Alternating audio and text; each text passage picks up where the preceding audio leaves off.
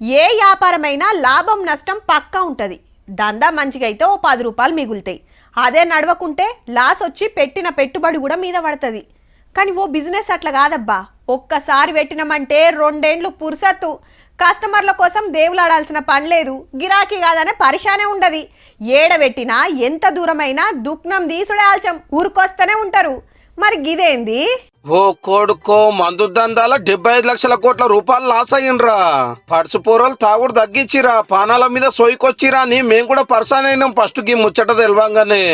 అట్లని మన కాడ కాదు దునియా మొత్తంలా జెన్జీ జనరేషన్ అంటారు కదా, 12 నుంచి 28 ఏళ్ల లోపు ఉన్నోళ్ళను అగో గాలు చీర్చుకు చీగొట్టి ఆరోగ్యానికి జై కొడుతురట.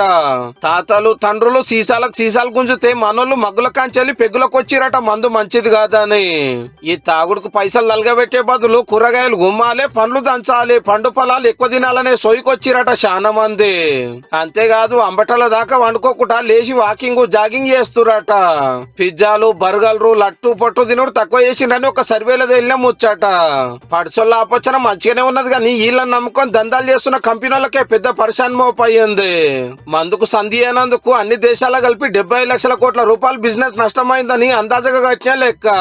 మరి మనకాడగిన తాగుడు తక్కువ కావచ్చునా? ఏహే బీరేంది దాని బిచానేంది, యూత్ తాకత్ చూపియబట్టే తాండవం ఆడబట్టే. మూతి మీద మీసం కట్టు రానోడు కూడా మూత గుంజుడే గటగట దాగుడే.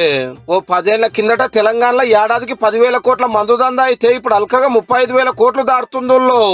సావైనా సంబరమైన సుఖ లేకుంటే కార్యముడవని జమానాకొచ్చినాం. మన తాతలు తండ్రులు పండుగకో పబ్బానికో ఒక కోటరేస్తే అదే మా ఎక్కువ, లేదంటే కళ్ళు మండవకు పోదురు. ఇప్పుడు అంతా బాలరు బీలరే నాయ. మరి ఉన్న ముచ్చట చెప్పినములో మా మీద గుస్సా కాకుండ్రో.